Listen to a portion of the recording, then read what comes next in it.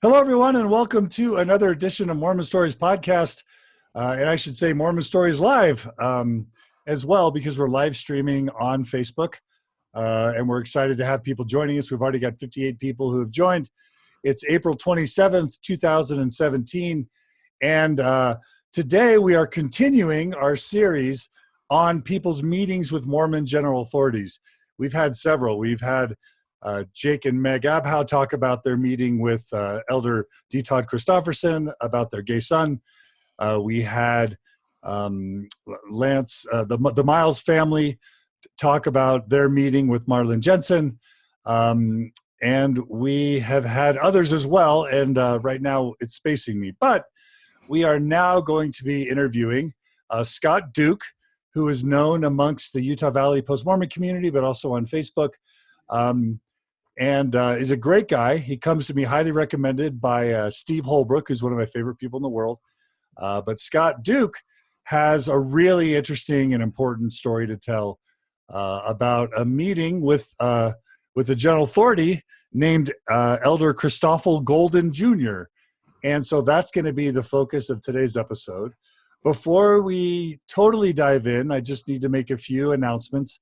As always, if you enjoy these episodes, we want to make sure you understand that everything we do on Mormon Stories is supported by the Open Stories Foundation, and we rely on listener support to be able to continue. So if you are not a monthly donor, we would love you to consider subscribing. Go to mormonstories.org, click on the donate button, and sign up for $10 or $20 a month, whatever you can afford.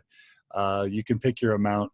And those donations are tax deductible. We're fully transparent, and all the money goes to support the mission of the Open Stories Foundation. So please do support us, and we'll keep providing you with this great content. In addition, just want to always announce the events that we have coming up with the Open Stories Foundation. May 4th through 5th, we're going to be in Fort Collins, Colorado, doing a 1.5-day workshop in a beautiful venue. We're really excited about that. July 7th and 8th, we're going to be doing a Texas retreat in Dallas. We hope San Antonio, Houston, Austin, Oklahoma City, and Dallas, and all the surrounding areas will join us. Please join us for the Texas retreat. Registration will be hopefully up in the next few days. August 11th through 12th, we'll be doing a mixed faith marriage retreat, 2-day retreat in Salt Lake with Dr. Julie de Azevedo Hanks and myself. She's a believing, faithful psychologist, and I am a former Mormon psychologist. And together we'll be leading a mixed faith couples retreat that's going to be fabulous. Seattle, Washington is September 14th through 15th. October 20th through 22nd is Sydney, Australia. And then we're really, really excited to announce Northern California in November. All the registration info will be up at mormonstories.org. Click on the events calendar. Or you can go to mormontransitions.org/events. But please join us in these events. We would love to have you. And again, we hope to have registration information up in the next few days. So without any further ado, we're going to try and do this interview in about an hour and a half. And we're really excited to have Scott with us. And Scott, this is your first time to Mormon Stories podcast. So I just want to say welcome. Thanks for joining us. Thank you, John. You probably won't remember this, but I actually met you a couple of years ago. We were next to each other at the urinals in the men's room. Of course, I remember it fondly. Where was it? Well, it was at an event of yours. Oh, okay, cool. In Utah, but I didn't say anything to you at the time because it's socially awkward. But we were washing up at the sinks later on, and I introduced myself. So. Oh, well, it's nice to see you again, Scott. Sorry, I wrote about that in my journal. Oh, my gosh. In your urinal or in your journal? My journal, of okay. course. Okay, no, I didn't. But. All right. Well, today we've got a really cool story. So let's dive in, Scott. Tell us a little bit about your Mormon background, and we'll get to the parts that lead up to your meeting with Elder Christoffel Golden Jr. of the First Quorum of the 70. Okay. Well, I come from good pioneer stock. I have a good Mormon pedigree. All 16 of my great-great-grandparents were Mormon. Oh, wow. Yeah. And so, and you know, going back even further through some lines, I'll go back 6 or 7 generations. Parley P. Pratt is probably my most famous ancestor. I come through his 10th wife, Anne Agatha Walker. I have other relatives, one who was in the Mormon Battalion. I have a great-great-grandfather, Robert Stone Duke, who would have been 7 years old in Nauvoo at the time when Brigham Young transformed into Joseph Smith. A lot of people recorded that in their journals later. Also, I had a great-great-grandfather, or three greats, who he was a first counselor in the first presidency of an apostate sect called the Church of the Firstborn in about 1860. So some Lots of pioneer blood. Lots of interesting people in my family, yeah. But my experience in the church was pretty typical. I had a good, happy childhood in the church. My parents, my mom was in the Relief Society presidency, and my dad in the bishopric, and we had family nights and scripture study. It was a pretty typical experience. I don't know that I took the church too super seriously as a kid. I always believed in it. I always just assumed it was true because everyone that was around me believed in it. I never did not believe in it, but it was maybe around age 17 that I actually started to take it a little more serious and read the Book of Mormon for the first time. And I probably would have read it, maybe 5 times before my mission. And, that last year before my mission, I remember taking religion super seriously. I would give out copies of the Book of Mormon to coworkers. I would give the Book of Mormon to other members of the church and challenge them to give it to somebody. And I remember reading the entire missionary library. And I was particularly persuaded by arguments that would appeal to reason and logic, like chiasmus, for example, or, going through lists of points of the true church that are unique to Mormonism, things like that. Good old chiasmus. Love chiasmus. Yes. So at age 19, I got called to serve a mission. I went to the California Riverside Mission. I remember when I first arrived there, it was in May, and it was about 100 degrees. And the members told me to enjoy the weather while it was cool. It ended up getting to like 126 that July. So they really just threw me into the furnace to start off my mission. But I had a good experience. I fully believed in what I was doing, and so it was enjoyable. I felt like I was a part of something important and good. Some things that troubled me a little bit on my mission. There were a few times we had African American investigators who were scheduled to be baptized. And I struggled over whether or not I should let them know about the previous racial ban. I felt like, if that were me, that's something that I would want to know about. And I remember talking to a lot of missionaries about it or other people in the ward, and the consensus was, no, you shouldn't tell them that. If they're in the church for a while, their testimony will get stronger. And then when they finally do hear about that, they'll be okay with it. But you can't tell them that right off the bat. And that didn't quite sit right with me. It's kind of like false advertising, right? Yeah. Yeah, it is. So is there anything other than that about my mission, or? No, I mean, whatever you think was there anything about it that kind of maybe planted seeds for your faith crisis other than? Oh, sure. Yeah. Yeah. I mean, in Southern California, there's enough people that know about the church, particularly people from other churches. They study this in their church classes. They have lessons on Mormonism and how to, talk to missionaries. So I found out about the Adam God doctrine. I found out about blood atonement. Trying to think of some other things that I found out about Masonry and the connection to the temple. things like that. And at the time, it didn't weaken my faith. I didn't feel I always had a defense that I was able to employ to deal with those things, even if it was just, well, I don't understand it and I'll set it aside. Yeah, that makes sense. Yeah. So you got exposed to a lot of those things. Sure. Yeah. And a little bit, it kind of left a bad taste in my mouth, because some of the literature that people would show us, I could see that there were errors in it. It was kind of done in a sloppy way or in a really negative way, like calling the church evil. And that just didn't, I'm like, that's crazy. I had one person say, well, if you go watch the God Makers, you'll know that Mormons actually worship the devil. And I just rolled my eyes. So I think some of the stuff put out by the Christian right is really over the top and can sour people on really investigating further. And I think some of the exposure to that may have kept me from looking at things for maybe another 10 years or so. Sure. Yeah, it's like if it's over the top, then there's just no credibility, right? Yeah. Okay. So after my mission, again, very serious about the church. I remember I would get the conference talks on CD and listen to them in my car.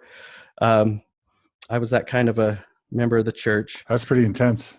Yeah, that's something my siblings have pointed out to me and made fun of me in years since.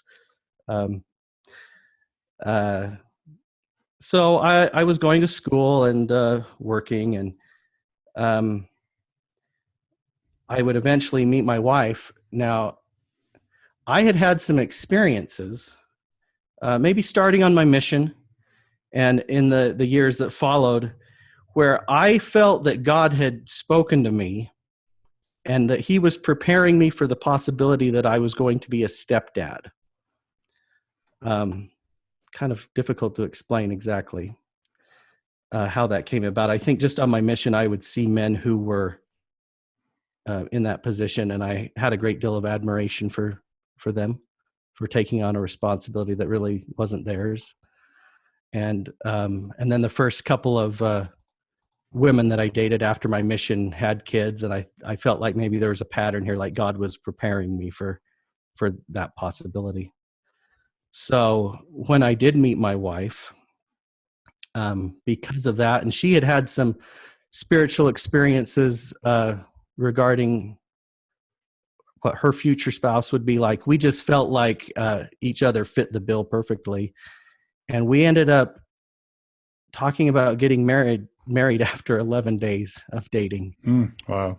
And we didn't make it official for a couple more weeks after that, but that's certainly something that the teaching of personal revelation can lead people to do, is to make really important, life-changing decisions because they feel they've had a revelation. And maybe that's not the best way to make major life decisions. Yeah, I remember that as a kid, just like, oh, I just had a thought, or I just had a feeling. Is that God? Maybe that's God. But your brain's going to manufacture all sorts of thoughts and feelings. And if you just start chasing after them or really holding on to anything, maybe sometimes it works out and sometimes it can probably not work out, Yeah. Yeah. So we got engaged, and we had an experience that it bothered me a little bit, but probably not as much as it should have at the time. We had to go through the sealing cancellation process for her because she had previously been married. She had 3 young kids. And her first bishop, that he really drug his feet on getting this process going. And then she eventually would move into the ward where we were planning on living together. She moved into the house prior to the marriage. And the bishop there, he got on the ball and started working towards the cancellation process, but it was a little late in the game. And we were concerned that it might not go through before the wedding date. And so one day, my fiance and I, we went down to the Manti Temple just to do a session together. And we asked to meet with the temple president. And we said, we're planning on getting married. We don't know if we're going to be able to get sealed. And he said, well, it shouldn't matter. Either way, you should be able to get married in the temple. Because if the sealing cancellation goes through, then no problem, you can be sealed. If it does not go through before that date, then you can just be married for time only in the temple.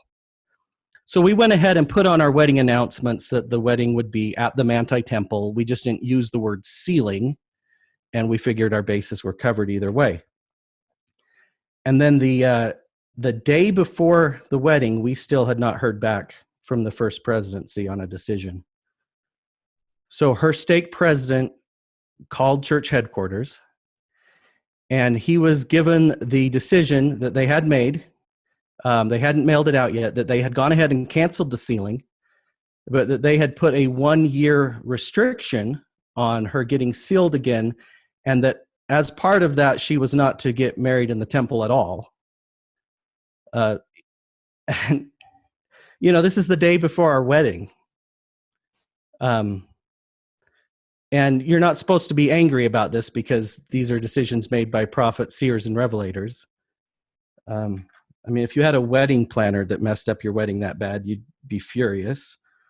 But so we had to, just last minute, we had to find a bishop to marry us in her parents' backyard. And he didn't even pronounce my last name properly, which it's not a difficult last name. And it just, kind of ruined our wedding day, And I wonder how many people there thought, oh, yeah, sure, they couldn't get married in the temple. I wonder why, But anyway, I'm still hearing you, right? Oh, yeah, totally. No. Oh, okay. I thought I saw you. I coughed for a second. Verbally making a no, sound, you're good. I didn't hear you. Yeah, I had you on mute because I was coughing for a second. Oh, okay. Okay, they kind of they can really mess up a really sacred special event sometimes. Yeah. Because of the bureaucracy. Yeah, and that didn't shake my faith in them as prophets, seers, and revelators. That to me falls in the category of being men. Sure. I don't expect that Jesus stands over their shoulder and whispers into their every single thing that, every decision they make. But it I didn't let it bother me. It probably should have. But anyway. So do you want to move into my faith crisis? Yeah, man. Yeah. Okay. So this would have been 2011. Okay. About July, I think. And I was on Facebook, and on the little sidebar, there was an ad for MormonThink.com. I remember those. Yeah. And it was a very neutral looking ad. It didn't scream anti-Mormon or anything like that. It just said something like, interesting new information about the Book of Abraham. Uh-huh. Wow. Well, I'm interested in interesting new information about the Book of Abraham. I can see the part of the papyrus above your yes, shoulder. I have facsimile 1 behind me. That's it means a lot to me. So I have it in my house now. That's awesome. Because this here is what kind of started the wheels rolling in my head. So yeah, I read up on all about the Book of Abraham. I had no idea. Mm-hmm. My mind was blown. And here I am, like 36 years old. I have never heard any of this after going to church 3 hours a week, my entire life, seminary, mission. How did I not know this? Yeah. And in just like a matter of a few minutes, I think my testimony went from like 99% to like 50, to where I'm like, this could go either way. I don't know if this is true. I've kind of described it as being like an out-of-body experience. So if you've seen movies like Ghost with Patrick Swayze, mm-hmm.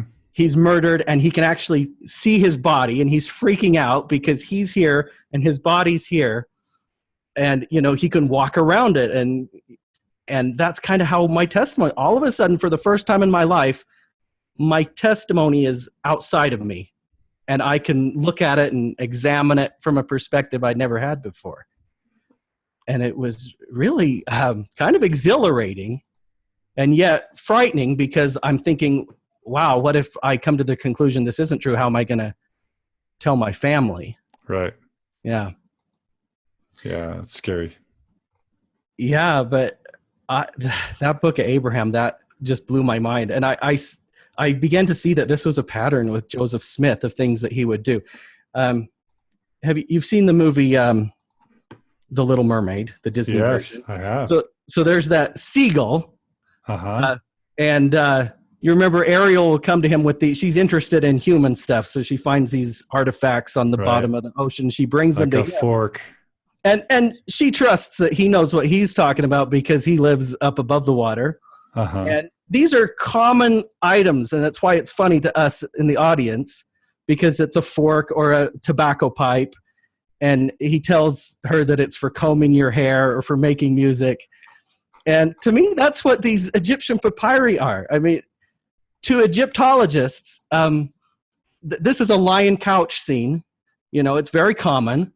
Or a hypocephalus, it's a very common item. Those are as common to Egyptologists as a fork would be to us. And when they see what he interpreted to mean, it's hilarious. Right. And it's really like when they call the fork a thingamabob or something like that.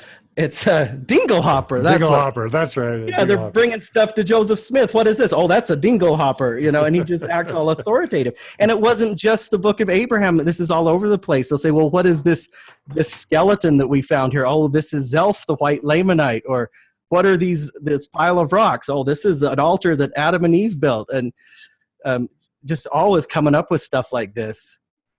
It's just a pattern. You'll never find anywhere in Mormon history where Joseph Smith was asked something and he's like, I don't know. Huh. He just always he always knows exactly what it is. Yeah. But not. Yeah. Yeah. And so I was having the issues with, I decided I was going to just look at everything. I did not want to be blindsided by finding out something in the future that I didn't know about again. So I made a decision to just leave no stone unturned. I'm going to look at all the information I can. And I tried to do it from both perspectives, like you would if you were a jury member. So I would try to give equal time to both arguments, so to kind of check myself and make sure I was being objective. Another thing that started to bother me was the problems with just epistemology. How do we know things? The Holy Ghost not being credible. Meaning emotions can't reliably be viewed as facts or evidence. Yeah, I mean, and other people feel the same emotions about their religion. So whose emotions are true? Exactly. And I could point to times in my married life where my wife and I would pray about something important, and we would come up with different revelations from God. And it's like, well, how can I be getting one thing and her another if we're, tapped into the same source? Or, just stories about Paul H. Dunn telling stories that were fabricated and people feeling the Spirit, things like that. So it wasn't just, these factual things, but it was just the whole epistemology began to unravel for me. So I actually stayed in the closet for about a year. And where I told you earlier that I went from about a 99% to a 50%, over that next year, that just slowly began to erode. And I knew eventually I needed to say something to my wife. I probably should have said something initially, but just the culture of the church shames people for having doubts so severely that I wasn't comfortable doing it initially. And I was also thinking, well, maybe I will gain my testimony back and I won't have to, trouble her with this. But as it turned out, things went the other direction. I found out that a friend of mine was actually a contributor on the Mormon Expression podcast. Tom Perry is a former coworker of mine. And so I actually came out to him. He was the first person I came out to as a non-believer. And then maybe a month later, I finally did come out to my wife. There had been something that had happened at church that day that had just set me off. And she could see that something was bothering me. And so it came out, probably not in the way I wanted it to. I hadn't really planned out how I wanted to say things, and it was really awkward. But so at that point, there was a little bit of a weight lifted because I was no longer in the closet about my disbelief. But the angst from that was replaced by, now there's this tension in my marriage. And over the next couple of months, there were several interventions from friends, family members, who all felt that they had something that they could share with me that would help. And I got kind of the full spectrum. I have people in my life who are very New Order Mormon type believers who came to me and offered their perspective. And then I have very conservative thinking, very literal minded friends that took another approach. So I kind of got the whole array of apologetics. Yeah. Shout out to Tom. I love Tom's a good guy. So yeah, Tom's a good guy. Shout out to Tom Perry. Yeah. So you're in full crisis mode and it's stressing the marriage. Yeah. Yeah, it is. So one of my friends who had approached me we met 2 or 3 times, and he was sharing his perspectives with me. He worked at the church office building, and he was able to arrange a meeting with Christoffel Golden Jr. And when I was presented with that, I'm like, absolutely. Now, a lot of us know the name J. Golden Kimball. Is there any connection, or do you even know? I would think not, because this fellow is from South Africa. So he's a white guy, but got it. Has the cool accent. Got it. So yeah. So I accepted that because, I was trying to model for my friends and family that when you are trying to learn the truth, that you should look at both sources. You should go, and so that was an opportunity to do that. And also, if I ended up leaving the church, I didn't want to do so if I didn't feel that I had fully given the church an opportunity to make its case. And sure. I wanted my family to see that I had made that effort. And if I hadn't, I could see them going, well, he really didn't try to make it work. We had that meeting with the General Authority. He didn't want to. I think, maybe he just really didn't want it to be true. But I just really wanted to be objective and hear all sides. And so I took my friend up on the opportunity to meet with him. So what year was this about? This was 2012. Okay. 2012. The meeting took place on November 15th. I remember it was right after Romney lost the election, maybe a week or two after. The second time. For the second time, yeah. Yes. When he was an actual nominee for the Republican Party. Yeah. Right. So my friend told me that Elder Golden wanted both me and my wife to come down and meet with him, as well as my friend was going to be there with us. And I was trying to figure out why he would want these other 2 folks in the room. This was my faith crisis. And I kind of felt like having them there might hinder maybe my ability to speak freely and openly because of the social construct. Totally. And I wasn't crazy about that. I also thought it might hinder Elder Golden wanting to speak openly, because I wanted to get into these issues, and my wife really didn't want to hear these things. And I thought he might not want to bring up anything that would trouble her. And so I suggested to her, I said, honey, I'm going to be bringing up some pretty heavy stuff. If you don't want to hear that, you might not want to attend. And so she decided to opt out. She went down there with me and waited in the lobby of the church office building, but she didn't go up to the room. Yeah. Really quick, Scott, I'm gonna just interrupt and let you know that John A. John writes that you baptized him on your mission. I did. So one of your converts is tuning in to your interview today. I love the Johns. They were like my when I gave my mission farewell, that was like my story of my golden family. How does it feel to know you've got one of your baptisms listening to your exit story now? I think it's excellent. Okay. I also want to give a shout out to Bill Rill. He just told us that recently he heard Elder Rasband say in conference that if we have multiple promptings, we should always follow the first one. So that was just in response. I've heard the opposite to our epistemology dilemma. Rasband says go with the first one.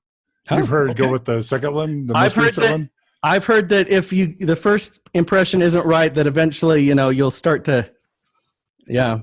The one that works out was the right one. Yeah. Okay, got it. All right. No, sorry, we sidetracked you. Okay, so your wife's in the waiting room. It's just you and Elder Golden. Is that right? And my friend that set the and your meeting friend, up. Right? Okay. Yes. All right. So my friend takes and this me. is in 2012. Around what month? November 2012. Okay, got it. Yeah. So my friend comes and gets me, and we go down a level. We go through the cafeteria, through like a parking garage, and over to the church administration building where Elder Golden has his office. His office was adjacent to Quentin Cook, I believe. And so we went in there, and Elder Golden couldn't have been more kind or gracious. He said, I really appreciate you coming here to meet with me. I wish I could get out more to meet with the members, but my duties prevent me from doing that as much as I'd like. So thank you so much for coming. And I was like, you're welcome. And he said, well, what brings you here to talk with me today?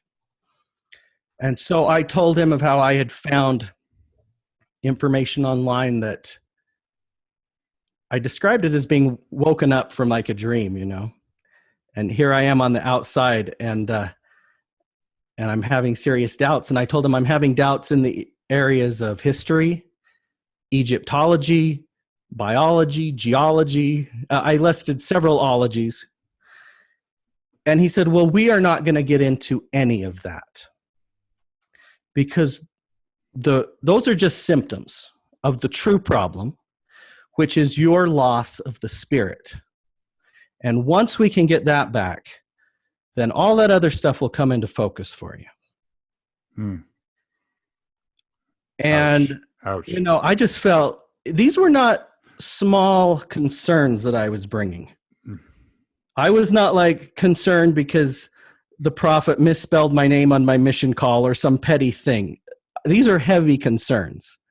And for him to just wave them away. By this time, it's polyandry, right? It's polygamy. Sure. It's Book of Abraham. Yeah. Tell us just really quickly the major issues again. You talked about Book of Abraham and. Okay, so the Book of Abraham was really like the biggest one in the middle of all these other ones that were kind of peripheral. That it's not a translation. Yeah. Yeah, that was huge because that was what woke me up. But then when I started looking at everything else, it was Joseph Smith being married to 14-year-old girls, to other men's wives, the tactics that he used to strong arm these girls into marrying him by holding salvation in front of them at ransom, by telling them that he was going to be destroyed by an angel if they didn't marry him. The Book of Mormon problems, the anachronisms, the plagiarism. The Old Testament was an issue for me. Just God in general being a genocidal maniac in the Old Testament did not align with the Jesus of the New Testament for me. So this wasn't just Mormonism and Christianity. I mean, this is just went bigger. Yeah, it's very big in epistemology. So those are some of my big issues, and he just waved them away. Well, we're not going to get into any of that. That's not important. And I felt like I had shown up for like a football game with a tennis racket. Like we weren't even on the same page as what we were going to be accomplishing at that meeting. I came prepared with questions, and he's like, "No, we're not doing that." Like, okay. So then one of the next things he said, I have met with several people who have been former CES instructors, former bishops, who have lost their testimony. And when they sit here before me, every single one of them, they are just a shell of the person that they once were. So that's just like Don Clark's interview with Trevor Haugen, where he basically says, "You'll never be happy." You think Mormons may have their problems, but non-Mormons have it really bad. It's just this fear tactic. Yeah. It's almost like an abusive spouse saying, "You can't be happy or healthy without me." That tactic comes up almost every time someone meets with the general authority, and it's one of the most disgusting, offensive things you can say, right? Yeah, and I didn't take it. I mean, he may have meant that they were a shell in the sense that they were like broken and depressed, but I also took it to mean like just morally just a shell, But by the way, maybe sometimes people struggle after they've left the church because they've been rejected and disowned and abandoned and ostracized by the people they love most. Sure. Sure. That's something that hopefully he can become educated and sensitive enough to understand. But even though that's going to be rare, because most of the people I know thrive. So yeah. This does not encourage me to open up to him about my questions, right? Because he's telling me that anyone that he sees that disagrees with the church is, in his view, a shell of a person. Right. I mean, that would be like if you were to interview someone who's maybe a recent convert to the church and they agreed to come on, and then you said, "Now, before we get going, I just want to let you know that every convert to Mormonism I've ever met, they've got like a brainwashed, glazed over look about the, Right, yeah. If that's what you think of me, they're not going to want to talk to you. Not that you think that, and I know that you don't, but if you were to say something like that. I should just say that the people are upset. The commenters are saying things like, Marie writes, "Where will you go?" That's the rhetoric that's been used lately. Patricia writes, "Wow, that is so demeaning." Amanda writes, "That's so insulting." People hate. Lots of frowny faces on Facebook for that part of the story. Yeah. So at this point in the meeting, I just kind of, in my mind, I say, I'm not doing this. This is not what I came here to do. And I've been insulted, and I'm just going to be quiet and listen to what he has to say and take it into account and move on. So I really didn't engage much. I kind of disengaged at that point. So let's get into some of the really interesting things he said, though. So he was telling me that he was listening to a radio program locally, and they had an atheist on who was disparaging people for having faith. And then Elder Golden says, "Now, what this atheist fellow doesn't realize," and this is not something that the prophets will talk about when they go on Larry King Live or whatever, but the thing that this atheist does not realize is that there are men who walk the earth today who no longer require faith in order to believe in the Father and the Son. They no longer require the scriptures as their primary source of information about deity, because they have had a sure witness. And then he said, "I am one of those men." So he kind of pulls the special witness of Christ card on you. Yeah. Yeah. And then he would later say, "With the exception of living at a different time and place, I have essentially had the same experiences as Joseph Smith." So what is he trying to say there? I mean, go back to your days. He's saying, "I've seen God. I've seen God in Jesus." Yeah, that's what he's trying to convey, and that's what my friend was just. You could see him just going crazy hearing this. He was loving it.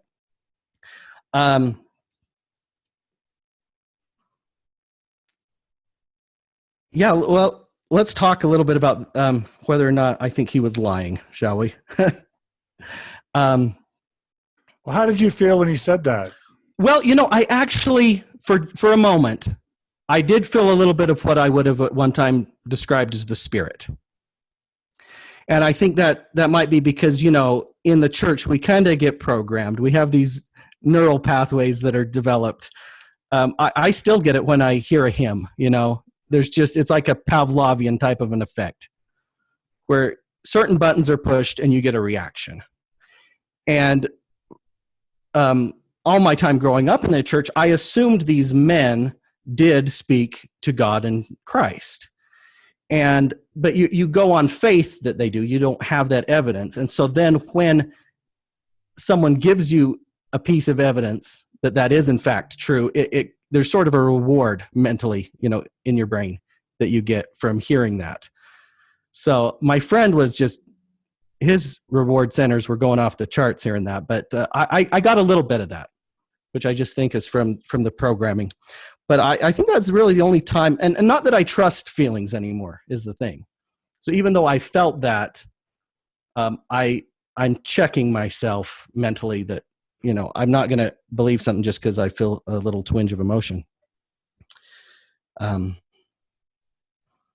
Anyway. Right.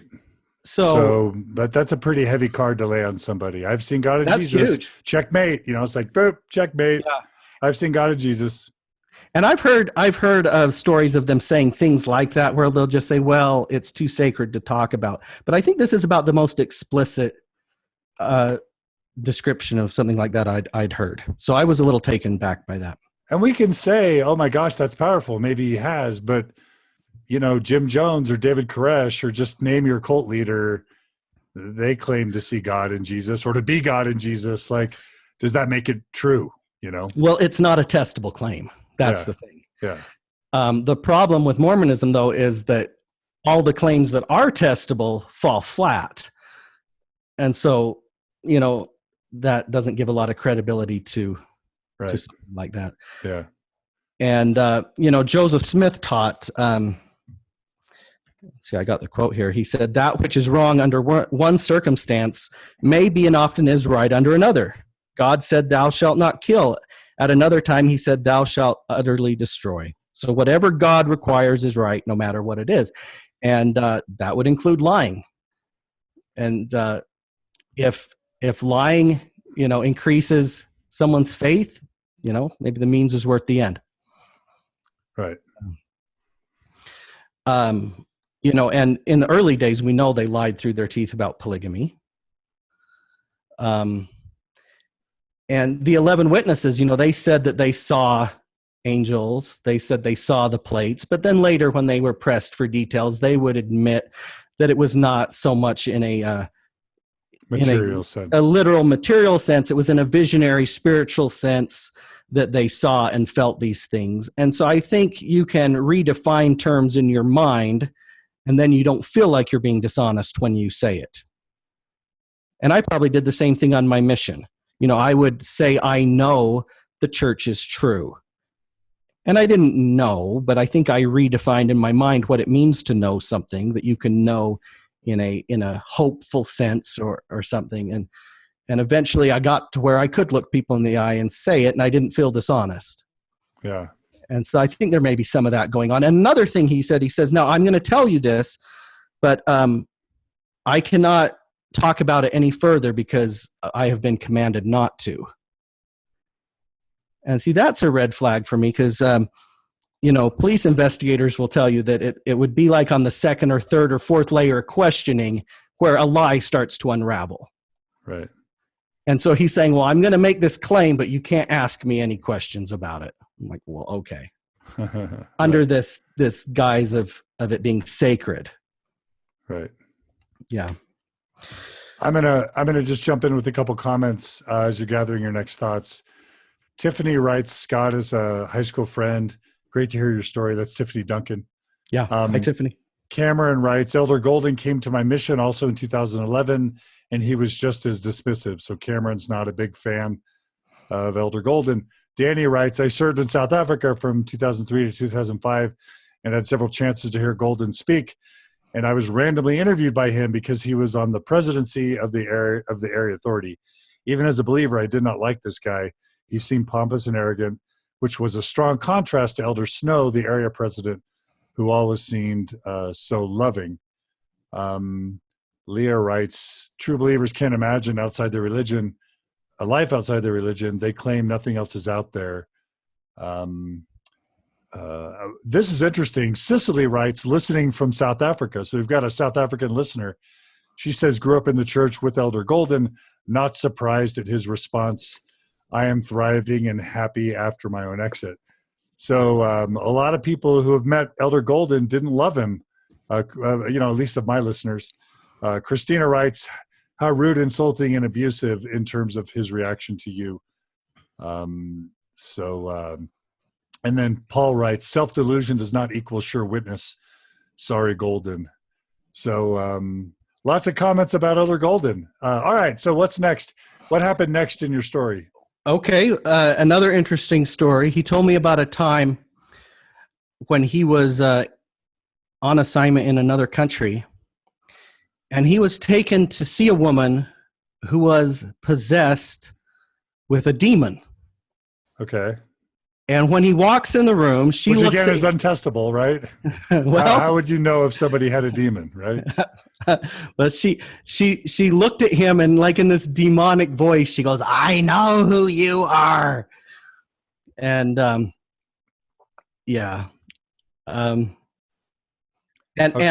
what happened according to him? Well, he the point of this story was that we can allow Satan to get into our lives, and it doesn't necessarily need to be a major sin. He said that the sin that this woman was guilty of that allowed Satan into her life is that she liked to gossip. So apparently you can become like full on demonically, like Linda Blair, for gossiping, head spinning around because for gossiping. Yeah. And this is where he's really starting to kind of lose me, because I had said earlier I kind of felt some emotional buttons being pushed. But, even as a believing member, the idea of demonic possession always seemed silly to me. When I would read the New Testament, I thought, well, look, these people that wrote this did not know what mental illness was. Clearly, that was what was going on here, and Jesus just healed them of some sort of mental illness. I didn't really believe in it much, even as a believer. And so this was just kind of cartoonish to me, this idea of this woman that thinks she's possessed. Right. And it made sense to me that it was in another country too. I think that's more prevalent in other countries where people are more superstitious. And anyway. Right. Okay, so he pulls out the demonic possession story. Yeah, that was interesting. Yeah. He also told me that in his opinion, the reason that Joseph Smith may have been called as a prophet was because he was the most pure and holy vessel on the earth at that time. And I'm thinking, didn't I tell you at the beginning of this meeting that I had studied history?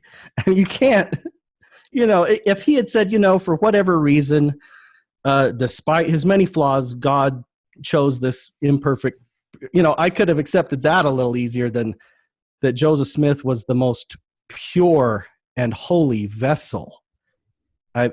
I mean, Warren Jeffs is about as pure and holy a vessel as Joseph Smith.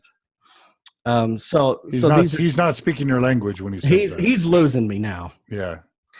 Another thing he said is he said, you don't ever need to worry about whether or not the church is true. You just don't need to worry about it.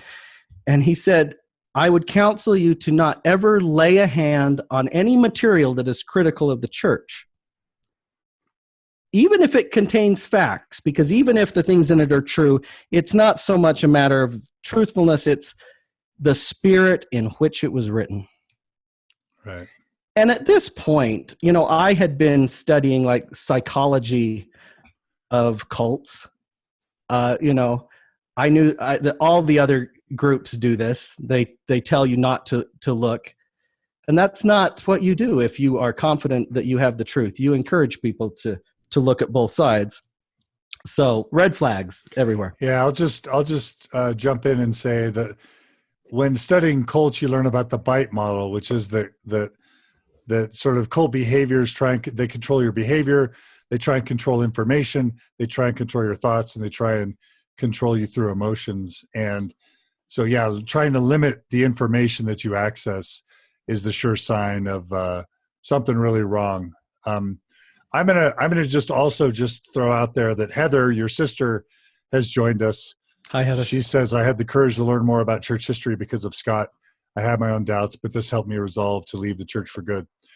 A couple funny comments about the idea that gossip can lead to demonic possession. Phoebe writes, how in the world are any people not possessed then? I know. And Jessica writes, good gracious, the entire Relief Society of the church is in big trouble if gossip leads to demonic possession. So I thought that was funny. Anyway, and then Sean writes, I can't get my mind around a person who would actually say that they had seen and talked to God and Jesus. How does someone live and breathe knowing they said that? I mean, if he's actually seen it, that's one thing. But yeah, if you sort of assume that God and Jesus aren't there, then it either means he's lying or deluded or has some sort of he's sort of interpreted his life experience in a way that's very aggressive. Anyway, just a few and they're being duplicitous because he'll tell me this in private, but then they go out in public, and like Larry King says, so your people say that you talk with Jesus, and he goes, oh, it's not like that. Right. And I think that's what Joseph Fielding Smith did when he was in front of the Smoot hearings. Yes, under oath. When the U.S. Senate was, okay, are you really a prophet? And he was like, well, and that's he said he gets inspiration, but he hasn't had a revelation as the president of the church, I think. Yeah. One more thing. Tyler Reese writes, I'm a friend of Scott's from way back. I've studied much of the same things Scott has, and I still believe in the church. One needs to be wary of the spin that has been put on history and other documents. All the best to you, Scott. So Tyler's warning us. Tyler. Tyler's warning us about the spin, that it's just the spin. Okay. I encourage looking at both sides. Yeah. Yep. Okay, so what happened next in your story? This is great. So he asked me, he goes, so how have you felt here as we've talked today? And, it had been over an hour, maybe going on 2 hours of this meeting. I didn't want it to last any longer.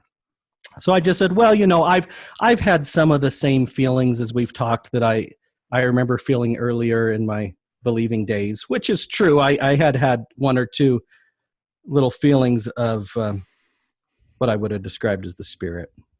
I didn't tell him that I was going through a mental checklist of cult tactics, but I did say, I felt some of the feelings that I felt previously. And he goes, well, I feel a different spirit about you now than I did when you first came in here. Oh, wow. Which is, he's lost. I'm further away than when I first came in, but okay. So his discernment was off. And then he said, if you and your wife are ever here on Temple Square, I'd like to meet her. You should bring her up to my office. And I said, well, she's actually here. She's out in the lobby. And he goes, I would really like to meet her before we conclude our meeting. And so I say, okay. So my friend and I, we go back out, we go across the parking lot, we go up to the lobby, we get my wife, we go back. And so now he has the three of us. And he says, no, Brother Duke, I'm not going to let you leave without getting a blessing. Okay, sure. Give me a blessing. And then he says, no, after I give you a blessing, I want you to give your wife a blessing. And what do you think? What do you think's going on here? What's the tactic or technique? Well, he's trying to do the same thing that they do when they try to get you to bear your testimony when you really don't have one. Hoping that in the bearing of a testimony, you will gain your testimony. Right. And the emotionality of like having been given a blessing and then putting your hands on your wife's head and her earnestness for you. is going to manufacture strong emotions that then he's Sure. going to say, see, that's God testifying to you. Sure. And I felt that way every time I gave a blessing. Growing up, I'd give my kids father's blessings before they would start school. And I felt love for them when I would say the things I wanted for them in their lives. That's not the spirit, I don't believe. That's pretty natural, but then he wants me to feel that. And so he gives me this blessing. And the whole time I don't even remember what he said because I'm thinking, how do I get out of this? So the blessing's over. And now it's my time. I'm supposed to give a blessing. And I said, Elder Golden, a couple weeks ago, my wife wasn't feeling well, and she asked me about giving her a blessing. And I told her, I really don't have faith in what I'm doing anymore. It would be dishonest for me to give you a blessing. I'm hoping that he's going to take the hint and go, okay, obviously you're not comfortable with it. But he says, oh, no, don't you worry about that. You just say whatever your desires are for your wife, and God will honor your blessing. I mean, I'm really not even what the church would consider worthy. I don't have a testimony, but he wants me to exercise my priesthood and say something that he's asking me to lie. Right. And I've talked to people since, and they say, oh, well, if I was in that position, I would have just blessed my wife that she would leave the church with me. I'm like, would you really? I mean, had I done that, that would have effectively caused my divorce right there. You know what I mean? Yeah, for many it would have, yeah. Who would do that? Yeah. And so just with the social constraint, I gave her a short blessing. I just felt sick about it the whole time because I knew I didn't believe in what I was doing and that I was giving my wife false hope that wasn't there. That just feels very manipulative. And Eric writes, Elder Golden is super manipulative. It's terrible. Melissa writes, this is unbelievable, so manipulative. Cameron writes, sounds like a wonderful dose of emotional manipulation to me. I mean, that is just incredibly manipulative to do that in front of your believing wife. Yeah. That's awful. Yeah. So the meeting's over now. And we're leaving, and my friend... Okay, so wait, so you did or you did not give the blessing? I did give a blessing. Okay. It was very short. Like? Yeah. I wasn't very specific. Just general, good things for my wife, sort of a blessing. Yeah. But I felt uncomfortable the whole time. Of course. So now the meeting's over, and my friend that had escorted us there, he needed a ride home because his bus had left because he'd stayed later than he normally did. So we were giving him a ride home. And then we stopped off in Lehigh because my wife was meeting some friends of hers because it was the opening night of Breaking Dawn Part 2. Oh. And they were having a little movie night with the ladies. And so after she got out of the car, my friend says, well, that's really nice that you allow your wife to go out, so often. And it just sounded a little misogynistic. I said, well, do you not allow your wife to go out to the movies? And he goes, well, she really doesn't like to go out that much, but, I don't mind occasionally if she's done her chores. He said if she's done her chores. Oh, wow. Was he just trying to be funny? No, that's what I thought. My jaw dropped, and he goes, you think I'm kidding? I'm not. Oh, wow. I'm like, well, how are we friends? I don't.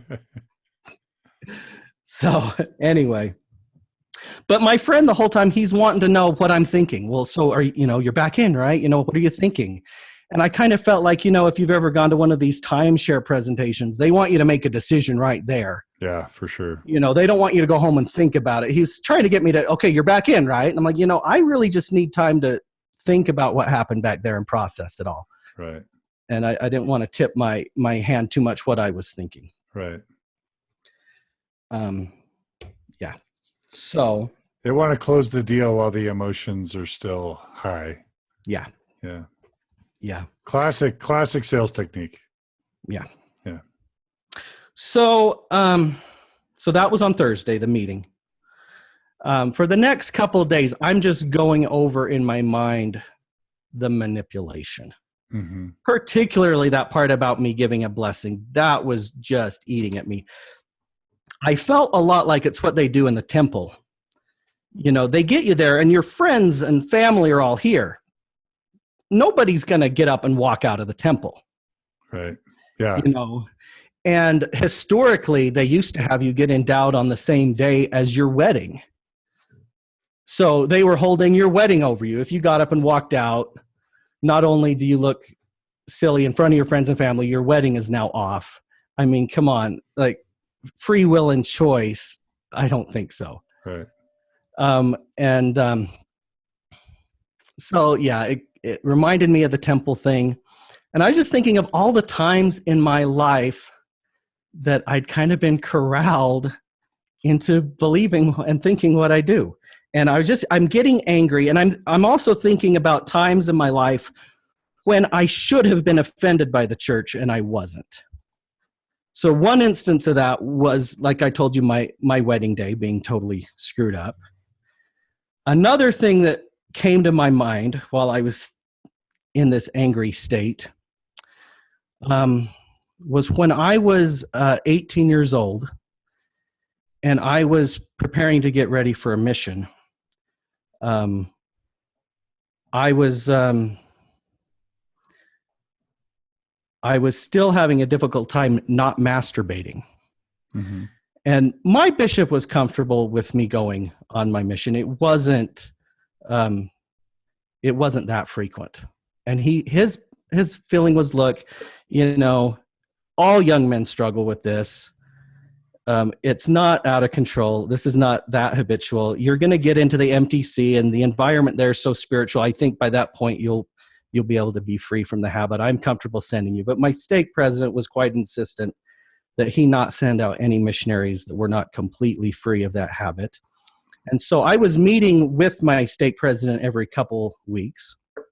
And on one instance, he asked me, he goes, "No, are you viewing anything in connection with this?" And I said, "Well, you know, we have cable television, Cinemax." This was like before people really had the internet much. And then he told me, he said, "If you do not overcome this, the day will come when you will not be worth a damn to anyone." Hmm. Yeah.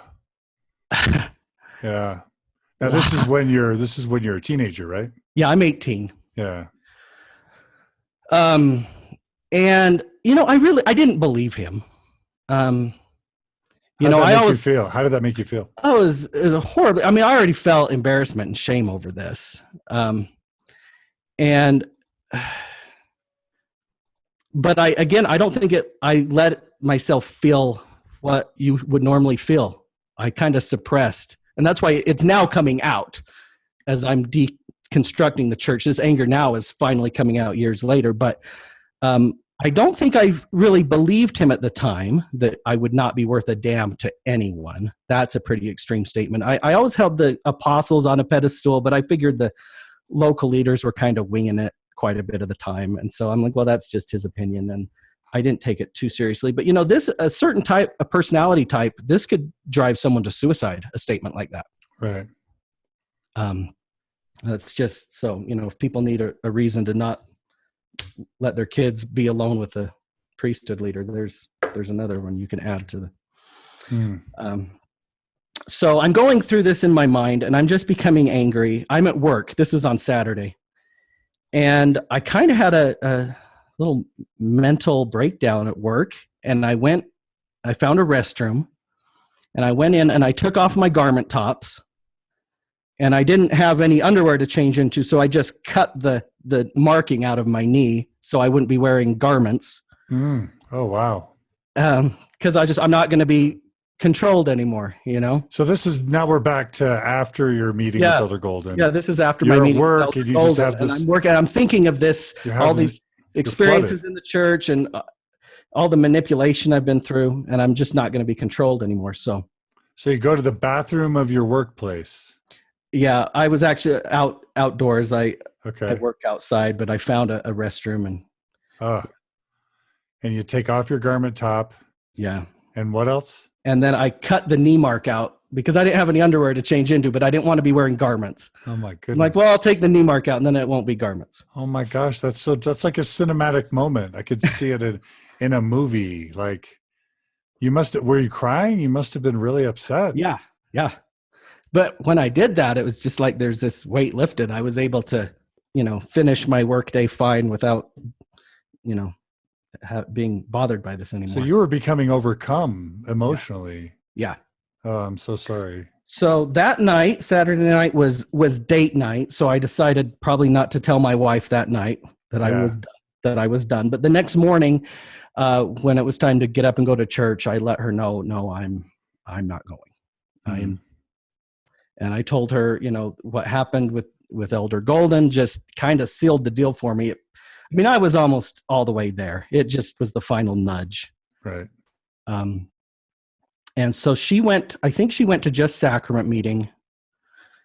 I don't think she took the kids because she was upset and didn't want them to see her upset. And then she went and actually, I think, met with my friend who had gone to the church office building with us. He called me.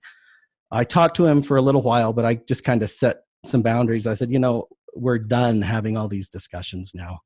My mind is made up. And he's like, well, okay then. So the next little while was just, okay. So that was Sunday. The next day is Monday. And my wife had scheduled family picture day for that night. And she let me know that she did not want me to be in the pictures.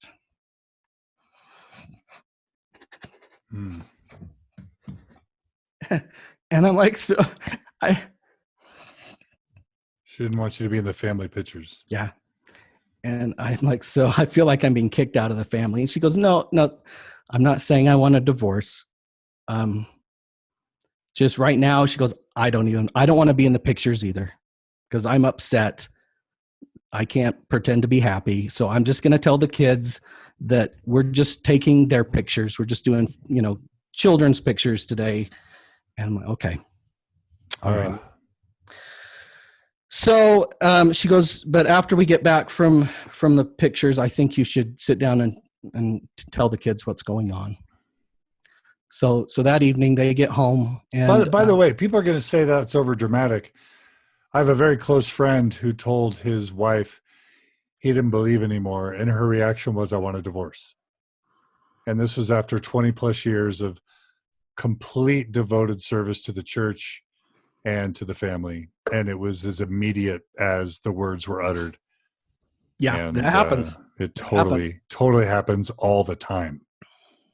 Right? Yeah. Absolutely. Yeah. It's why I do what I do. It's why the Open Stories Foundations exists, because families are being destroyed. Period. Yeah. Yeah. So we sat the kids down. I told them that I had a change in my beliefs. I no longer believed in the church because of some information I had learned online, which I had double and triple checked. I remember some of the kids crying, some of them kind of being indifferent. I had actually a stepson who at this point, we had been on parallel tracks investigating the church and we didn't even know about the other. Oh. So my oldest stepson at this point was mostly out as well mentally. But some of the other kids were upset. My second oldest called the bishop and he came and he took this boy for a ride around the neighborhood and explained to him that he is now the Nephi of the family. So manipulative. And then maybe 10 or 15 minutes later, I went up to my daughter's room to see how she was doing. And she was laying on her bed and she was clutching this little baptism book that we had given her a year earlier when she'd been baptized. And there was a page in there that said mom's testimony, and then the opposite page said dad's testimony, and blank lines. We had written our testimonies in this little scrapbook. And she had taken a pen and she had X'd out my testimony. And she said, so you don't believe in any of this now? I said, well, let me see. And I looked over what I had written. And the last 3 words that I had written were, I love you. So I took her pen and I circled those words.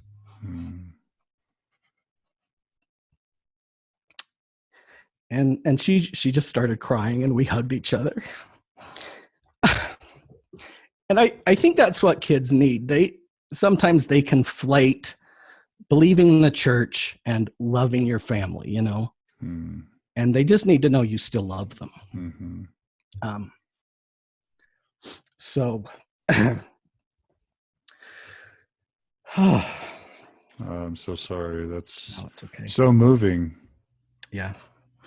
But, you know, the thing that the church, because, you know, the church is supposed to be perfect, when something like this happens, members, they can't blame the church. So they either start blaming the doubter or they even blame themselves. My wife blamed herself. In fact, my friend that had been at the church office building with us had told her, he goes, you know, I kind of wonder if maybe if you hadn't been off with your friends that night, if you had been there with him that night after the meeting, if maybe he would have come to a different conclusion, blaming her for going out that night, making her feel that it's partly her fault. My daughter later would blame herself. She came to me one time. She goes, Dad, I think I know why you left the church. And I said, why is it that you think I did that? And she says, well, in my baby blessing, now when she was a baby, we had actually transcribed, my mother-in-law took shorthand and wrote out all the things I said in the blessing. And so we'd printed it off for her to have. My daughter said, well, in my baby blessing, you blessed me that I would be a peacemaker. I hate this. And she goes, I'm not a very good kid sometimes.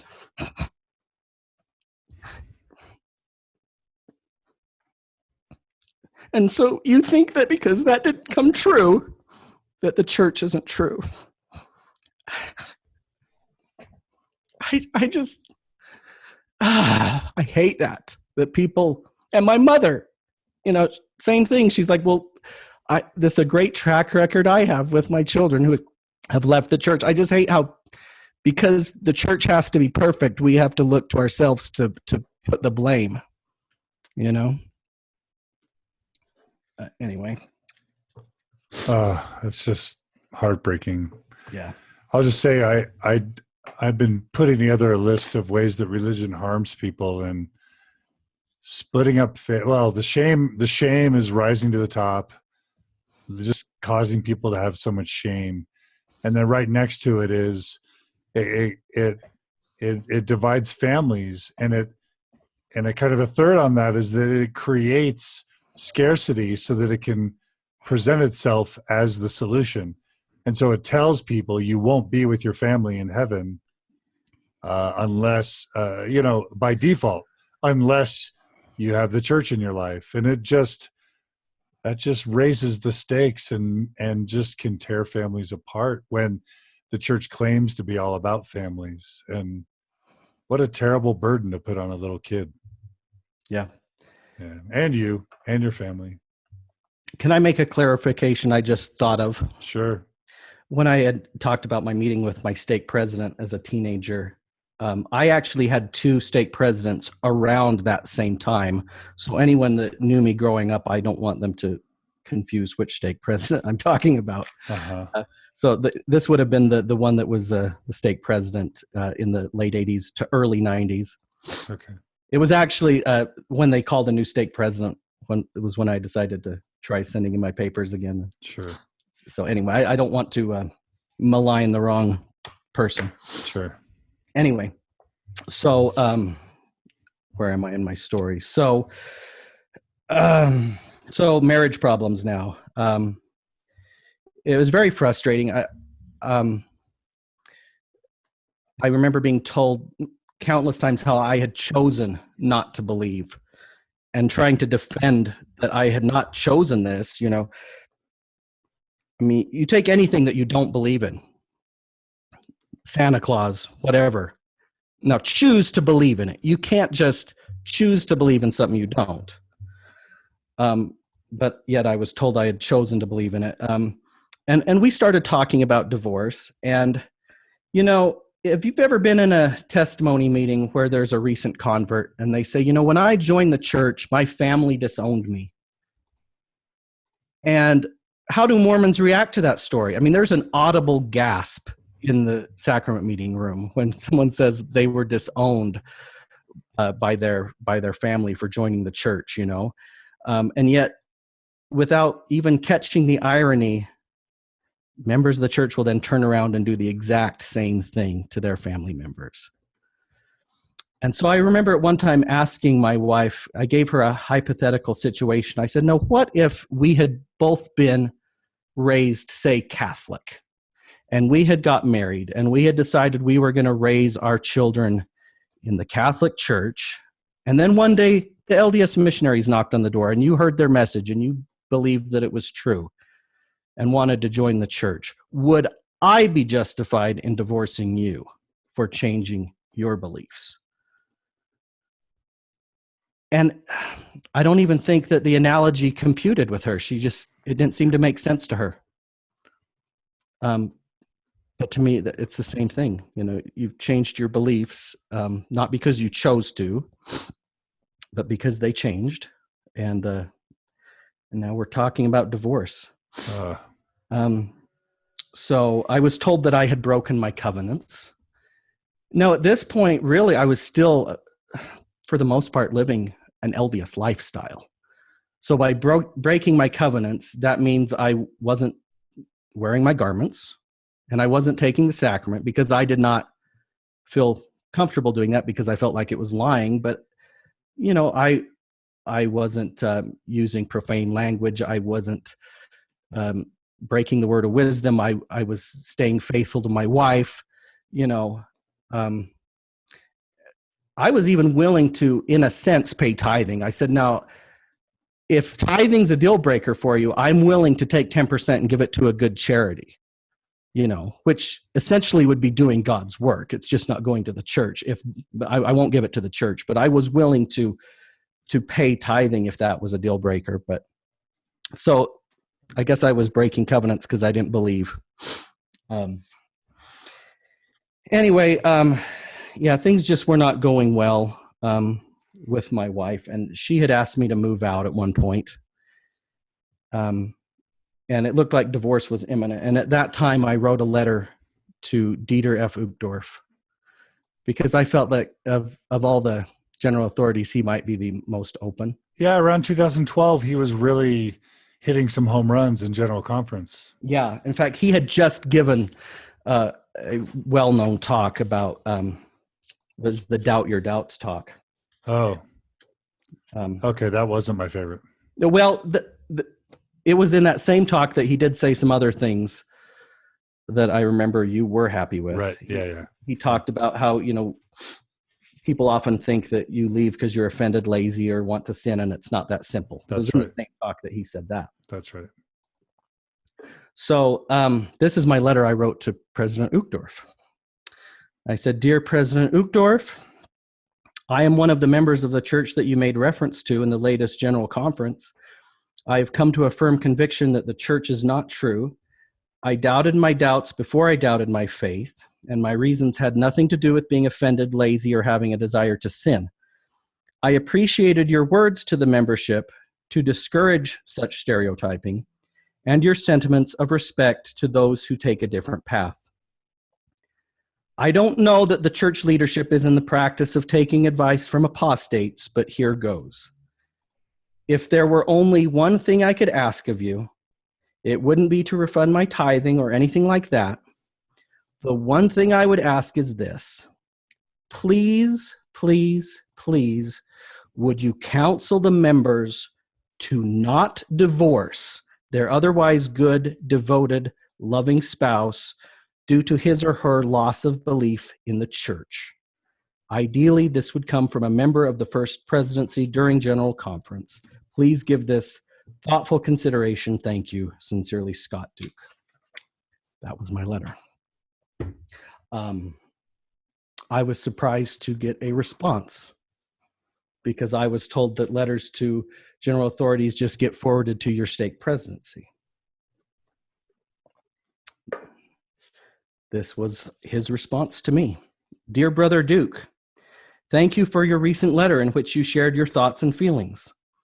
I am grateful you read or listened to my talk at the recent General Conference in which I spoke to those who have doubts.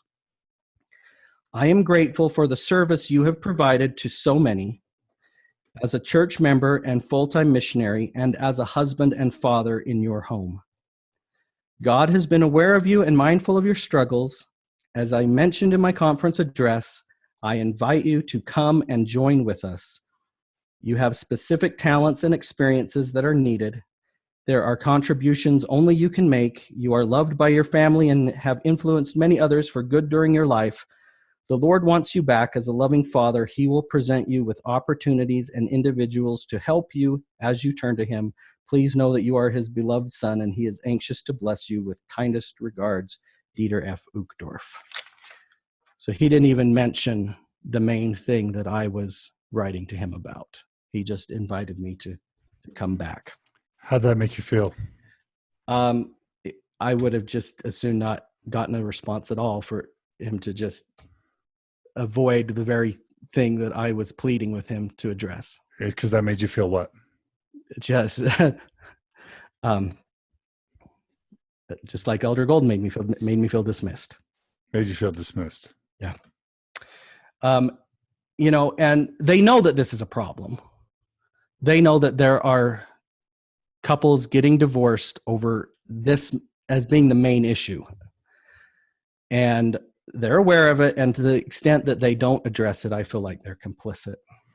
You know? I've said this in a previous episode, but I'll just say this. I had 2 meetings with Elder Holland, Apostle Jeffrey R. Holland. And in the second meeting, I told him about the way that the faith crisis issue was tearing families apart.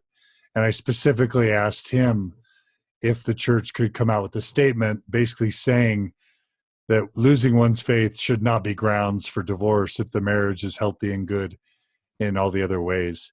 And he literally said to me, maybe when the church is more mature, we'll be able to say things like that. But right now, we're not in a position where we're able to say things like that.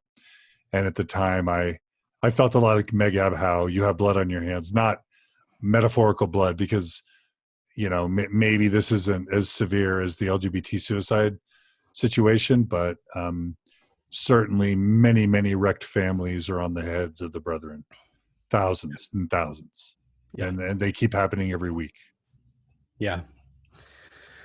So after that letter, my wife actually did let me come back to the house, but I spent the last year of my marriage on the couch.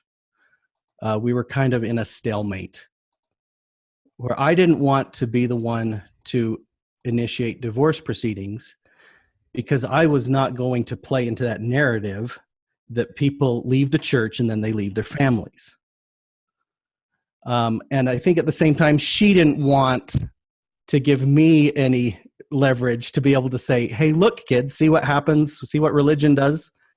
Your mom divorced me over religion. So I don't think she wanted to look like the bad guy. So for the last year, we were just kind of roommates until eventually one of us pulled the trigger on the marriage. And that was that. I'm so sorry. Oh, thank you. It's okay. So I'm kind of busy right now. I'm working 2 jobs because I'm paying the child support and the alimony. So, but I find some time I'm involved with the Utah Valley Postmos, the Oasis community down here to some extent. And that's been rewarding. I resigned from the church, actually. And in my resignation letter, one movie that I've really resonated with is the movie The Truman Show. It's a story about Truman, who is absolutely, it's a classic. He's raised on a motion picture studio. Basically, he doesn't realize his entire life is a TV show, and he finally figures it out and is able to leave. And so at the end of my resignation letter, I wrote, P.S. in case I don't see you, good afternoon, good evening, and good night. Good night. And I don't know if the people at church headquarters had any idea what that meant. I knew what it meant. And I wasn't entirely trying to be flippant with that comment either. One thing I really like about that movie is, at the end of the movie, Truman could have left, slamming the door behind him, stomping out, angry at basically being a captive all this time. But in the moment that he chose to say that, it was kind of like he was taking a graceful exit and forgiving these people, even though they may not have deserved it, right? So yeah, I ended my letter. Yeah. And my bishop called my parents on their mission in Boston to let them know that I was trying to resign. It's terrible. I think it's funny though, as missionaries, we can bump into someone who knows nothing about Mormonism. We can teach them 2 discussions in a week and commit them to being baptized. We can get an 8-year-old to commit to what religion they want to be for the rest of their life. But at almost 40 years old, I cannot be respected enough to make a decision about my religious beliefs without my bishop calling my mommy and daddy, But that's humiliating and degrading. Yeah. Anyway. So, before we have you talk about kind of what you believe now, you may have something else you want to say, but I do have one question, Sure. if that's okay. Just to kind of try and be as constructive as we can. If some general authorities or if some church administrators were listening, we know they listen, and if they were going to take some suggestions on how general authorities could do a better job, what advice, what would you say? What could they do? What could have been done better? What could have Elder Golden done, or Elder President Uchtdorf? What could they have done better? Well, with Elder Golden, if he had said, I know a lot of members struggle with these questions. I want you to feel free and open to share with me whatever your doubts are without judgment. I'm not going to think less of you. I just want you to feel free to share what's on your mind. That would have helped tremendously, rather than, well, there's something you're doing wrong. If you don't agree with the beliefs of the church, you'll be a shell of a person. Just making me feel welcome to share my doubts without fear of judgment, I think would have been tremendous. Right. So stop with the fear tactics, stop with the emotional manipulation, stop with the judgments, and stop with the sort of boundaries of what you can and can't talk about, but instead just listen and show empathy and Christ-like love, basically. Yeah. Okay. And with Elder Uchtdorf, if I would have just felt my heart goes out to you because of this heartbreaking situation you're in.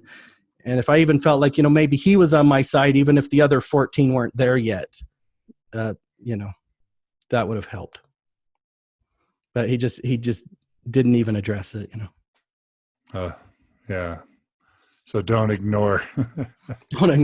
It'd be better just not to write back than just ignore the issue that I was concerned with.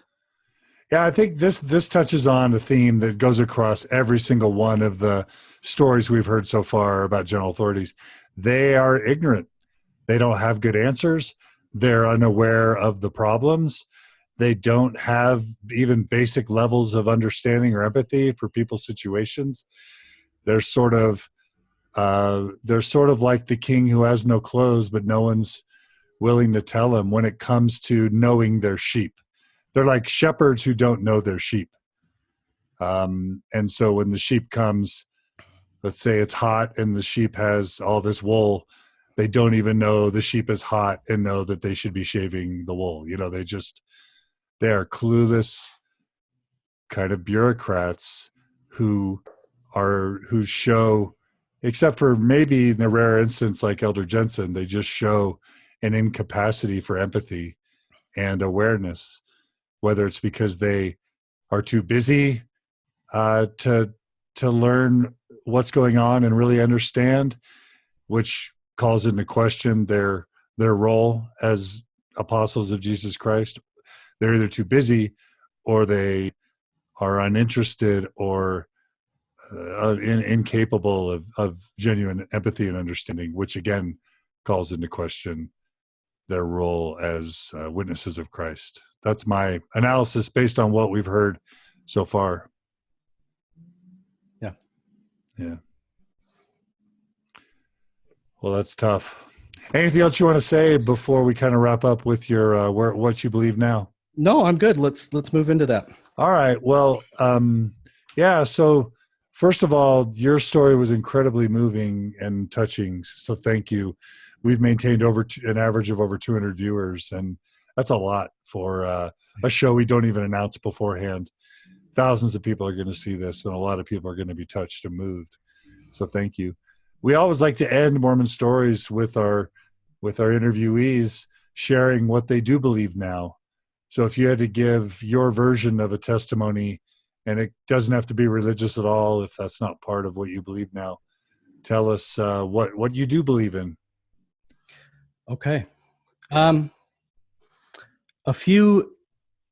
Several years ago, I was teaching a primary class, and the lesson was on the two great commandments. And I came up with this visual aid to help the kids understand it. So the two great commandments, Jesus is asked by a lawyer, what are the two great commandments? And he says to love God and to love your neighbor. And on these two commandments hang all of the laws and the prophets. And so as a visual aid, what I did is I got two dowel rods. I labeled one love God and the other love your neighbor. And then I got several wire hangers from my closet. I labeled each of the hangers with different commandments. So there would be like, don't take the name of God in vain, keep the Sabbath day holy, or there might be don't kill, don't steal. And we were trying to decide which rod, this hanger should hang on, if it's love God or love your neighbor. And we decided that, don't take the Sabbath day holy, that should probably fit better on love God. Don't kill, don't steal, pay fast offerings. Those probably fit more on love your neighbor. And so my beliefs now, I have just set the love God one aside. And I believe in everything and anything that you could fit on love your neighbor. Those are my beliefs now. I also have sort of a secular view of Judgment Day that kind of motivates me to do the right thing. So in Christianity, the idea is that one day we're going to stand before God to be judged of him. The scriptures call it the great and last day. And the idea is to be able to live in such a way that when you look up at God, you can do so with a clear conscience. And I now have a view of my my death. I don't know how I'm going to go. It could be suddenly in a car accident or something, but I have this image of me lying in a hospital bed or something with all my friends and family around me. And the idea is that I want to live in such a way so that I can look up at them on literally my last day and have a clear conscience, knowing the decisions I made that affected them were moral and right. So that is kind of what I live by. Beautiful. Well, Scott, did I lose a connection with you? No, we're here. Scott, your screen froze. So okay, no problem. Well, Scott, I just want to say that was a beautiful, moving, and a touching story. The comments are lighting up. We're not going to have time today to answer all the comments and questions that have come in at the tail end. I encourage you to go view it because lots of people are loving what you wrote. They love your beliefs now. They love the papyrus on the wall behind you. They're sorry for the pain. They're connecting. There's some more Elder Golden stories in the comments. Okay. Some people want to know if you ever thought about faking it. Some want to know how your relationship is with your children, with your stepchildren. So if you get a chance, please go visit those comments in our interview now. I want to thank everyone who's tuned in today. We had a great audience, great comments and questions. They really added. I want to thank everyone who supports the Open Stories Foundation, all the donors that make it possible. If you did enjoy today's interview, please consider making a monthly donation at mormonstories.org. Just 10 or 20 bucks a month can keep us afloat. We're transparent. All the money goes towards the mission of the foundation, which is to support people affected by religious transitions. And I want to thank Amy Grubbs and Cody Layton, who are on the staff of the Open Stories Foundation, who make all this possible. And we just want to thank all our supporters and listeners. Please like our Facebook page. Please share these interviews with others. Please email us at mormonstories@gmail.com. If you've got any feedback or questions, feel free to comment on the blog. And just know that we love all you guys, and we hope you enjoy. If any of you have stories of general authorities that you really need to tell, I might be willing to try and sneak a few of those in. So please let us know if you've got a story that you just have to tell about a meeting with the general authority. Maybe we'll do these once a month or something. But regardless, Scott, it's just been a wonderful time to spend with you. You're a beautiful soul. Let's hang out sometime that's not in the bathroom, if that's okay. Okay, sounds good. Say hi to the friends down in Utah Valley and our good friend Steve Holbrook. And thanks for sharing this beautiful story on Mormon Stories. You hang in there, brother. Okay, thank you, John. All right. Take care, everybody. Loved having you, and we'll see you soon.